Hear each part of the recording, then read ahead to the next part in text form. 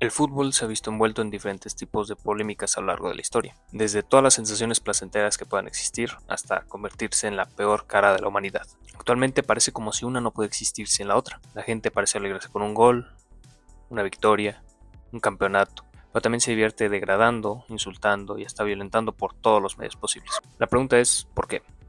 ¿Por qué no puede ser simplemente entretenimiento que no trasgreda al otro? ¿Cuáles son los procesos involucrados en el apego tan masivo a este deporte? En este video veremos algunos de estos procesos que nos podrían ayudar a entender qué es lo que pasa en la psicología detrás del fútbol. ¿Qué es lo que implican estos procesos para poder entender todas estas condiciones que se suscitan en el fútbol?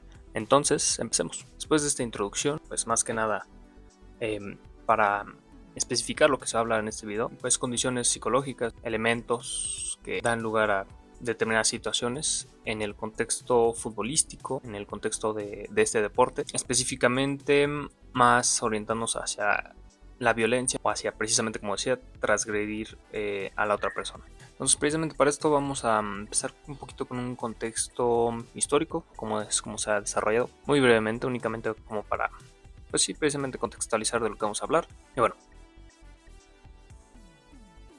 este deporte tuvo sus orígenes en China en los años 206-220 a.C. El juego se llamaba Kuyu o Kuju. Consistía en patear una pelota y una pequeña red, ¿no? Es como funciona actualmente el fútbol. Este juego de pelotas se empezó a trasladar a Inglaterra, de forma que en algunas escuelas se empezó a formalizar, donde precisamente se empezaron a sentar las reglas de este deporte mediados del siglo XIX. El fútbol se expandió rápidamente fuera de Inglaterra, gran parte debido a la influencia del Imperio Británico y la emigración misma, y en 1904 se fundó la FIFA, que impulsó el desarrollo del fútbol a nivel global. Y bueno, aunque el juego tenga sus orígenes hace ya bastante tiempo, el fútbol moderno, como se conoce actualmente, pues es relativamente nuevo, entonces todavía queda muchas cosas por aplicar, por mejorar. Ese fue el muy breve contexto histórico de lo que ha sido el fútbol, de cómo se creó, cómo se empezó a formalizar. Entonces quería pasar precisamente a aquellos elementos que definen el fútbol, a como yo lo veo, a como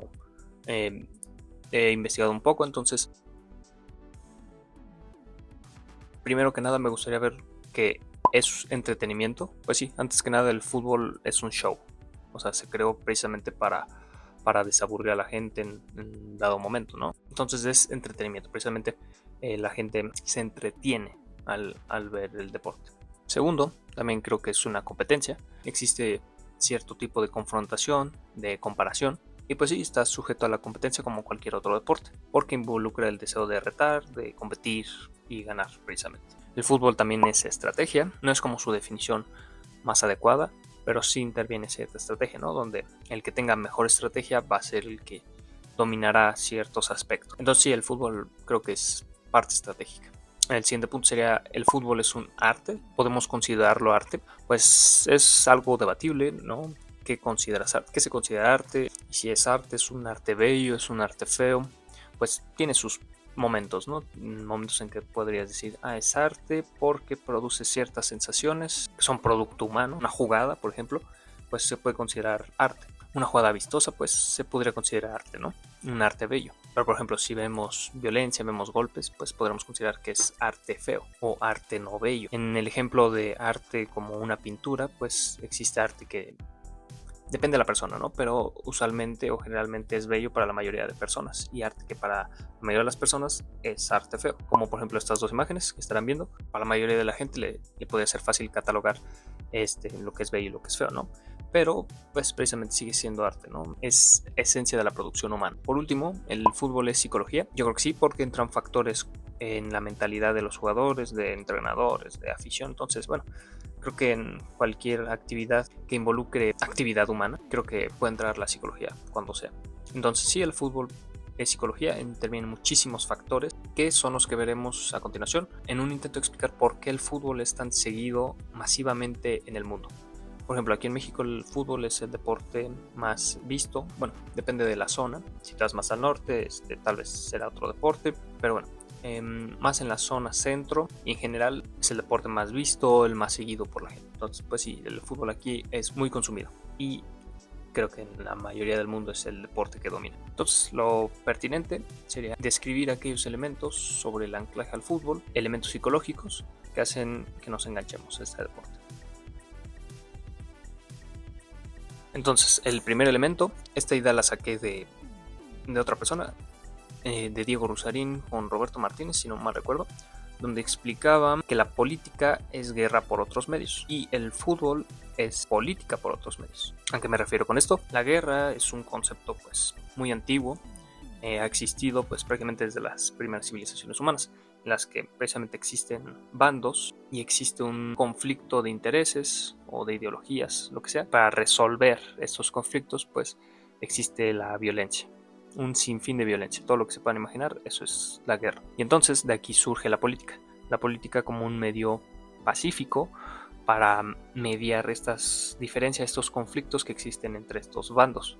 Mediante el diálogo, el discurso, acuerdos, todo lo implicado en política sirve para mediar estos conflictos y que no pase a la violencia. Entonces, el fútbol es política por otros medios, un subnivel de política, por así decirlo. Y estos bandos precisamente defienden todo lo que son y rechazan aquello que no son. Entonces es una forma medianamente pacífica de confrontación de ideologías, de territorio mismo, etc. Ok, entendido esto, dentro de esta idea de política por otros medios existe la confrontación, que también es un elemento pues de anclaje, digamos. ¿Por qué? Digamos que para el ser humano es interesante o relevante el medir sus fuerzas contra otra. Y evidentemente por un tema de egoísmo, de complejo de superioridad, pues siempre quiere ser uno el vencedor, el ganador, el que está arriba. Entonces digamos que la competencia, pues sí, de alguna manera siempre va a estar ligada al ser humano y a su propio narcisismo, al igual que el proceso que refuerza esta competencia. No sé, por ejemplo, un boxeador que le termina de partir su madre a un güey mediante esta confrontación directa, pues de alguna manera es socialmente bien aceptado. ¿Qué pasa? Te aplauden, te reconocen y te ganas cierto estatus por hacer esa confrontación. Entonces la competencia también es algo que ancla el que una persona quiere estar enganchado al fútbol. Otro elemento sería la unión en grupo, el coexistir en un mismo equipo, a una misma nacionalidad. Esto da un sentido de pertenencia en el que pues comparten ciertos rasgos, cierta similitud al estar en el mismo bando, dando lugar a un concepto importante que más o menos ya se había hablado, que es el narcisismo colectivo, que digamos sería en este caso del fútbol una exaltación del propio equipo y la desvalorización del rival. En esto el individuo proyecta su sentido de superioridad en el club. Y bueno, esto es visible en estadios, en redes sociales o en una simple interacción uno a uno, ¿no? Estos típicos casos de que te encuentres una persona y por X o Y razón terminan hablando de fútbol. Él defiende un equipo, pongamos de el Real Madrid, y yo defiendo al Barcelona. Y mañana van a jugar o en la semana, no sé. Entonces esta persona dice, oye güey, el Madrid le va a ganar al Barcelona. No, les va a dar una goleada. Entonces estamos hablando de este sentido de superioridad, ¿no? Y desvalorización del rival, en esta idea de defender sus bandos precisamente, dando lugar a que ya en la situación del partido pues existe ese narcisismo colectivo, ¿no? Donde ya no solo es uno, sino son varios que defienden esa idea y pues pueden llegar a cantar porras, insultando al otro rival. Por ese sentido de superioridad, todo el sistema o la estructura del fútbol alimenta precisamente esta parte, el promover como ese sentido de unificación, de unidad, para mantener al aficionado como si fuera uno más en la cancha y precisamente beneficiarse económicamente de estos sesgos emocionales que tienen los aficionados. Entonces bueno, así es como se diría que la unión en grupo es importante en estos elementos de anclaje al fútbol. Lo siguiente que quería hablar es acerca de una proyección o identificación en una figura futbolística. Figura futbolística no me refiero únicamente a un futbolista, por ejemplo, sino a un equipo o no sé, incluso a un entrenador en el que básicamente tú te identificas con un modelo. Entonces en esto existen dos conceptos. El primer concepto se llama Birging, traducido literalmente al español, disfrutar de la gloria reflejada. Basking in reflected glory. Es una teoría social que se usa en los deportes, donde básicamente una persona se asocia con alguna figura exitosa y se atribuye los logros de la misma figura.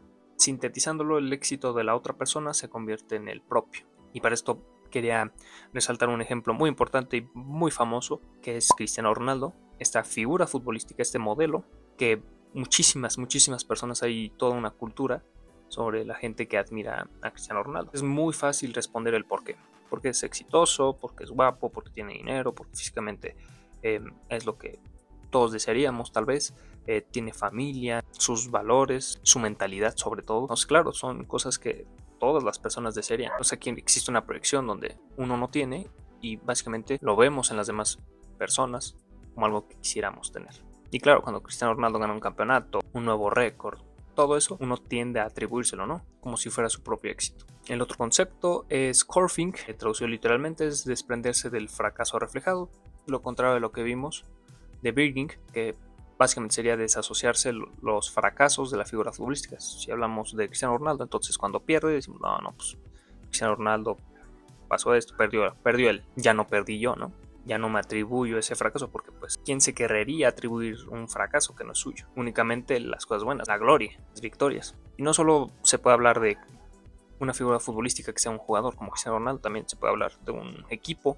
Otro elemento importante sería más a nivel neurológico, factores neurológicos, específicamente en la liberación de dopamina y adrenalina, al activar los sistemas de recompensa en el cerebro, habiendo, no sé, un gol, una jugada vistosa, una victoria. Simplemente llama mucho la atención observar la capacidad humana en el más alto nivel deportivo.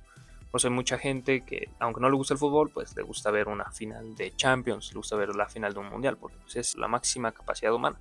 Y bueno, esto refuerza esa adicción al fútbol a nivel fisiológico. Y bueno, por último, no por último, porque pues existen muchísimos factores que pueden intervenir en que la gente siga tanto al fútbol, pero al menos para este video, para dejar como los más importantes o los que considere más relevantes, está el desahogo emocional, que también tiene que ver con un concepto sociológico, que es el de pan y circo. Panem et circenses, algo así. Los gobernantes ofrecían entretenimiento y alimento al pueblo para mantenerlo conforme y evitando revueltas, ¿no? Que pues sigue pasando con mayores procesos, pero sí es la misma estructura. Y bueno, sirve como un desahogo emocional de los problemas reales que tiene la gente en el día a día. Si les fue mal en el trabajo, si tienen problemas con su familia, canalizando sus propias preocupaciones o emociones en el espectáculo. Por eso es muy común ver gente gritando, gente diciendo groserías al árbitro, a los jugadores, a la afición de al lado, porque pues tienen muchos problemas y necesitan canalizarlos de alguna forma. Entonces el fútbol, al ser más o menos permitido todo este griterío, todas estas agresiones, pues entonces es una forma de canalizarlo. Entonces, habiendo entendido un poco sobre los elementos que juegan en el anclaje masivo al fútbol, pues esencialmente explicamos dentro de esta confrontación o de estas ideas narcisistas en las que uno necesita ser superior al otro, existe una línea muy delgada en la que de un lado está la sana confrontación y del otro lado la transgresión directa, que pues da lugar a groserías, insultos, golpes o las riñas entre aficionados que han dado lugar a muchísimas tragedias a lo largo de la historia del fútbol. Les quería traer ejemplos de cómo se ha rebasado esta línea en diversos momentos, precisamente por este sentido de competencia, de necesidad de ser superior, de narcisismo colectivo. La primera es la tragedia de Heysel en 1985.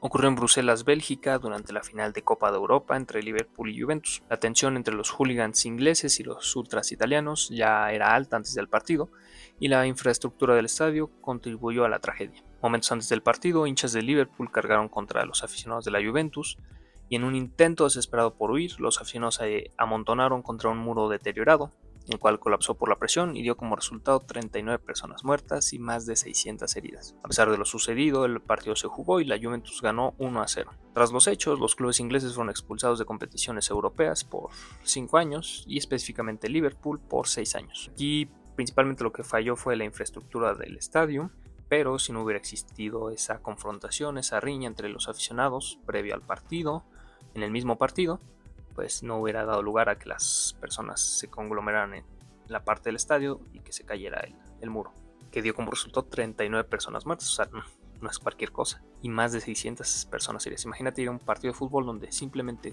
te quieres entretener, quieres ver un buen espectáculo y terminan pasando estas cosas. El siguiente ejemplo es un partido que sucedió aquí en México en el 2022. El incidente ocurrió en un partido Querétaro contra Atlas, donde ya existía un precedente entre la barra del Querétaro y la del Atlas, en las que solo hacía falta un detonante para que se diera lugar a la violencia.